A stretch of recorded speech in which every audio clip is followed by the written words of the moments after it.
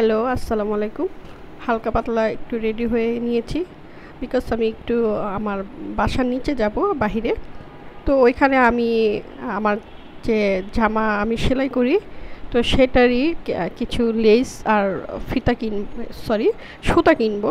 তো এই যে জামাটা আমি সেলাই করেছিলাম, তো এখানে যে সাদা লেসগুলো সেগুলো একটু শর্ট হয়ে গেছে। আর এটি হাতার মধ্যে যে আমি হাতা এখনও সেলানো হয়নি, তো হাতার মধ্যে যে আমি লেসটা বসাবো সেই লেসটাই আসলে আনতে যাব। আর কিছু সুতাও লাগবে। আর এখানে আমি অর্ধেক কামিজ সেলাই করে রেখেছি। আমি কিন্তু নিচে থেকে এসে পড়েছি, আর আসার সময় দেখলাম কিছু আমও নিয়ে আসলাম। এটা 1 কেজি 30 টাকা। তো ভাবলাম যে কমই আছে, তাই নিয়ে আসলাম 30 টাকা করে 1 কেজি। আর এখানে যে আমার প্রয়োজনীয় জিনিস কামিজ সেলানোর যা যা লাগে, এখানে আমি কিছু পুঁতিও এনেছি আমার কামিজে এই পুঁতিটা বসাবো। আর এখানে কিছু সুতা এনেছি, এক এক কালার সুতা এনেছি, কখন কোনটা লাগে আসলে বলা যায় না। আর এটা হচ্ছে সেই লেসটা, এটা আমি একটু অন্যরকম লেস এনেছি। এই লেসটা আমি হাতার কামিজের মধ্যে বসাবো। তো এগুলো হচ্ছে মাত্র 10 টাকা করে গজ। আর এটা হচ্ছে রেশমি সুতা। এই রেশমি সুতাটা আমি কামিজে আর ওড়নায় টার্সেল বসাবো, সেজন্য কিনে এনেছি। আর আমার ওই কামিজটার মধ্যে সাদা সাদা প্রিন্ট যেহেতু দেওয়া, তো আমি সাদাই টার্সেল বসাবো, সাদা পুঁতি বসাবো। আর এখানে আমি কিছু ভ্যারাইটিস সুতা নিয়ে আসছি কালারের, কারণ দেখা যায় অনেক সময় অনেক কাপড় আনলে সুতা আসলে খুঁজে পাওয়া যায় না, তখন এই সুতার জন্য আবার যেতে হয় মার্কেটে। তো এনে রেখেছি, যখন প্রয়োজন হবে তখন ব্যবহার করা হবে। তো সুতাগুলো আমি রেখে দিচ্ছি একটা বাক্সের মধ্যে। আর এই বাক্সটা হচ্ছে একটা ছোটোখাটো ইস্ত্রির একটা বাক্স আয়রন করার। তো সেই আয়রনটা আমি আপনাদেরকে দেখাবো। এই যে আয়রনটা, এটা হচ্ছে একেবারে মিনি একটা আয়রন কাপড় ইস্ত্রি করার।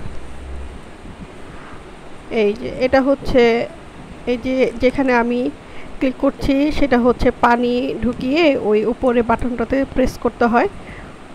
আর তো এটা মোটামুটি কাপড়টা গরম হয়, ইস্ত্রিটা মোটামুটি হয়, খুব যে ভালো হয় তা বলবো না, মোটামুটি চলে। যে এখানে এই পানিটা ভরা হয়।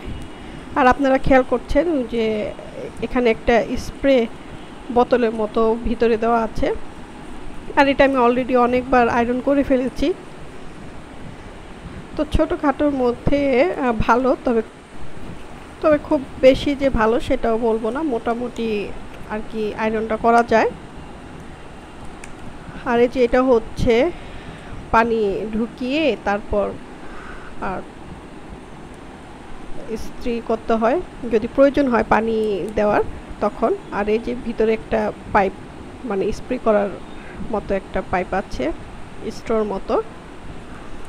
তো এই তো এটা মোটামুটি একটা ছোটোখাটো আয়রন করার ইস্ত্রি রিভিউ দিয়ে দিলাম। আর নেক্সট টাইমে আমার কামিজ সেলানোর ভিডিওটাও আপনাদের কাছে শেয়ার করব, যে কামিজটা কিভাবে আমি সেলাই করেছি। আর এখানে আমি কামিজের জন্য হাতাটা সেলাই করেছি। এই যে একটু হাতার মোহরের এখানে আমি কিছু ডিজাইন দিয়েছি। আর এই যে লেসটা একটু মাঝে দিয়েছি, এটা দেখতে খুব সুন্দর লাগে। তো পুরো কামিজটা এখন আমি সেলাই করে আপনাদের একটু শেয়ার করছি, যেহেতু আমি পুরোটা সেলাইটা দেখাতে পারছি না। তো সেলাই করে আপনাদের কাছে আমি পুরো কামিজটা দেখানোর চেষ্টা করছি।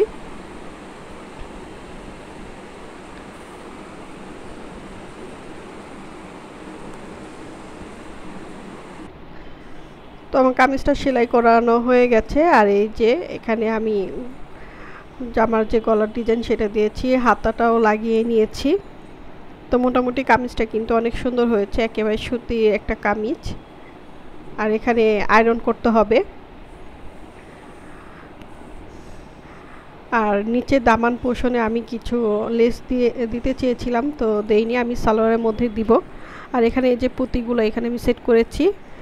আর টার্সেল যে এনেছিলাম, এই যে টার্সেল সরি রেশমি সুতা এনেছিলাম, রেশমি সুতা দিয়ে টার্সেলটা বসিয়েছি। এ তো মোটামুটি সিম্পলের মধ্যে একটা কামিজ তৈরি হয়ে গেল। আশা করি আপনাদের এই ডিজাইনটা মোটামুটি ভালো লেগেছে।